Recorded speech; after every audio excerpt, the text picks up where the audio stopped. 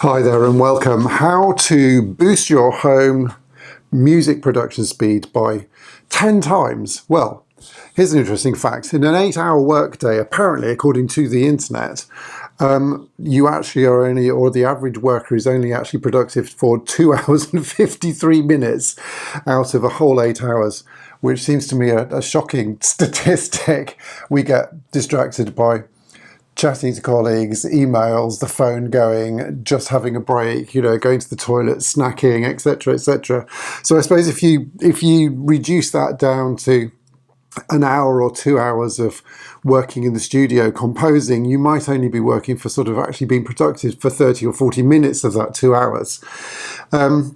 And I think while you're being creative, that's a real problem, because I think the stopping and starting and getting out of that creative flow due to distractions really does waste a huge amount of time. So the first thing that I would really highly recommend doing is minimizing distractions. And this is obviously a really common piece of advice, but I think it's one that we sort of think that we do, but actually we don't really. So minimizing distractions means, for me, it means not having my phone by me, and I actually do try to keep it in the other room when I'm working, or have it on silent at least. It means not having the internet on here. I actually do very often switch just switch the router off, switch the internet off, the wireless thing on here, and it means closing the door to the room, and it means training the family so that they know that when the door is shut that actually I'm working. It means having a drink here if I want to. It means going to the loo before my session. There's 101 things that you can do to try and minimize that amount of distraction that's going on. Have the dog either in or out, having gone for a walk. She's currently lying on the floor and isn't distracting me because she's in here and she's had a walk. And then working in focused time blocks. So, and by that I mean blocks where you are just literally working, that you're doing one thing, you're just composing. And for me personally, that works in 50-minute blocks or 90-minute blocks. I guess people will be different. There's something called the Pomodoro technique, which is, I think, 20 minutes on, 10 minutes off for 2 hours, and then breaks in between. You might need to just find your sort of sweet spot. But for me, it's about 50 minutes or so, and you block that time, and nothing else happens at that time apart from composing, and you basically get into flow mode, and you're just totally and utterly focused on composing. And that, if you can make that work, becomes a huge productivity hack, I think. Now, to help that composing block flow, then I think you need to plan before composing what you are going to do. So if you're starting a new track from scratch, it's doing the research, it's getting reference tracks, getting the parameters of what it's supposed to sound like, what it's supposed to do, what sort of genre it is. So you sort of narrow down the blank piece of paper to something specific. So you've got a starting point and you've got a goal that you know that you're going to do. If you're in the middle of working on a track, then planning your composing session, for me at least, means away from the computer, away from this computer anyway, listening to the track and writing some notes about what needs to improve, and making a tick-off list of stuff to do during that time. I do that by using Trello, and at the end of each session, I just do a quick recording of what I've done, put it on Trello, and then I can access that really quickly and easily on my laptop. I tend to do, and just listen on headphones and make a bit of a list away from the studio computer. So I've got a list of things that are going to happen, and a list of things that need to be changed in that next session, next composing session. And actually you can note that down in Trello as well. I might do a video on Trello because I find it really useful and really helpful from a composer's point of view.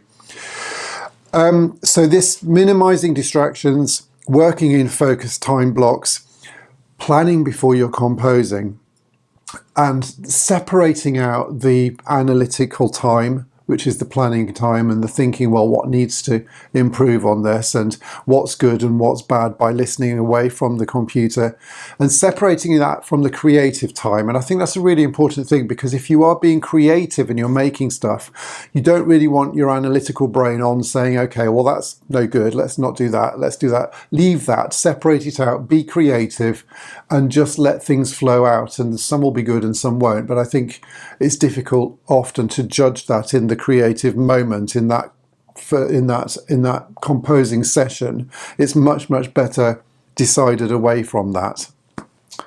So how do you get into a flow state? You need to work. I think it's really important to get yourself in that flow state. So this is the state where it's a familiar feeling, where sort of time goes without you, time flies away, and you don't really know what you've been doing to a certain extent. And the work flows really easily. And I think getting into that state, or training yourself into that state, is really important. So what can you do? Well, minimizing the distractions is the first thing, but I think it's a really good idea to have a bit of a signal to yourself that just sort of gets you into that creative mood. It might be that, I don't know, you make yourself a cup of tea beforehand, you sit down with a cup of tea. It might be that you wear a particular item of clothing, or you put on some shoes. I was watching a video yesterday by the highly recommended composer called Zach Hadey. He lights a candle before he starts working, which sort of signals to his brain. The candle is just burning there, signals to his brain that it's work time. Actually, I think I put that light on. I have a light behind here, and I have my timer up here. That sort of signals to me that it's work time and flow time. And it just separates and delineates the composing time a little bit, I think. So that's about organising your time, sort of mindset and stuff. What can you do on a practical point of view? Well, I think it's really important to sort of pre-sort all of the technical stuff beforehand. So I really highly recommend using a template, and that doesn't need to be a massive orchestral template that you use for every single track. It can be a template that you've just pre-made before your composing session for that track or that set of tracks. It can be a set of sort of pre-routed contact instances, so that you're not faffing around with routing and technical stuff and adding reverbs and stuff. You've got the sort of basics there. And it's balanced up, and what we're trying to do is to minimize anything getting in the way of your creative flow, and getting all of this technical stuff out of the way. I think it's really helpful to, if you can do, organise your palette, organise your musical instruments beforehand, and to limit that palette as well. I think that's a really important thing to composing speed. I think it's really tempting to spend our composing time looking for the ideal preset, looking for the ideal sound. And I think if they can be pre-chosen, not during composing time, or you can accept that, okay, this isn't the ideal sound for the moment, but I'm going to carry on composing and maybe come back to it later, that really does speed you up.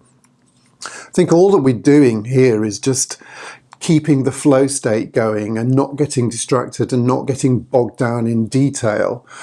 And I think that is the absolute key. I think the brain will sort of do its work and do its job if you let it. It's just when you get sort of bogged down with choosing the right reverb, or, I don't know, EQing that kick drum totally perfectly for 35 minutes, it's not really conducive to creative flow. Which leads me on to my final point, really, which is don't sweat the detail. We've all done that, haven't we? We've been tweaking EQ on a inner string part for 45 minutes. That actually really, does it make that much difference? You have to bear in mind the old 80-20 rule, which is that 20% of the work that you do will make 80% of the difference to the track. So, work on the details that are going to make a big difference, but don't sweat the absolute tiny details. Does a track need to be perfect? Don't know. I don't think I've ever written a perfect track. It just has to be good enough. And that's not to say that you can't strive for improvement in every single track that you write, but sitting for 5 hours trying to perfect one track or one little bit of a track or something probably isn't a great use of time. With the best will in the world, most listeners of your track, be that a music library or even if it's on TV or whatever, they're going to listen to it literally straight the way through for 30 seconds, and they're not going to hear every single tiny detail. Now, every detail obviously merges together to create the high quality overall experience, but you've got to pick your battles to a certain extent, I think, and not just get stuck and bogged down and stop that creative flow going. So there we go. The big one, I think, is getting into a flow state and not having that broken and allowing your brain just to be creative. And part and parcel of that is switching off that analytical sort of naysay voice that keeps saying, oh, that's no good, that's no good. You've got to keep moving forward and keep going, and that really, really does speed up your process. That's the really biggest thing. The second massive thing that really speeded up my whole composing process was just practice. There's no two ways about that. So I've been writing for about 6 years now, and I've got about 600, just over 630 or so tracks in music libraries at the moment, completed, finished tracks. And, you know, I can write a basic, fairly straightforward track in 3 to 4 hours now, something that would have taken 10 or 20 hours a few years ago at the beginning. A more complicated track, like a trailer track, of course, it takes 10, 20, 30 hours or whatever. But the speed with which I can just sort of know the software, the practice, how my brain works, just getting into that flow, getting into that rhythm. In a way, you just have to find your own way, and it is practice, practice, practice, practice, practice. And you can optimize and you can do all of that, but actually you just need to sort of sit down and do the hours, I think, to a certain extent, and you will inevitably speed up. You will get faster. The key, I think, as I said, is the focus time. The key also, I think, is separating the analytical from the sort of planning, and the planning and the analytical from the creative. So you're not trying to do the two at the same time, and having a separate listening session and planning session from each track or each composing session works really well for me. Give it a go. It's well worth a try. Okay, if you've made it this far, thank you very much for listening. I hope that's been really helpful. If you've got any great tips for speeding up your workflow, please pop them in the comments below. It would be great to hear from you. Thank you very much, and hope to see you in another video soon. Bye-bye.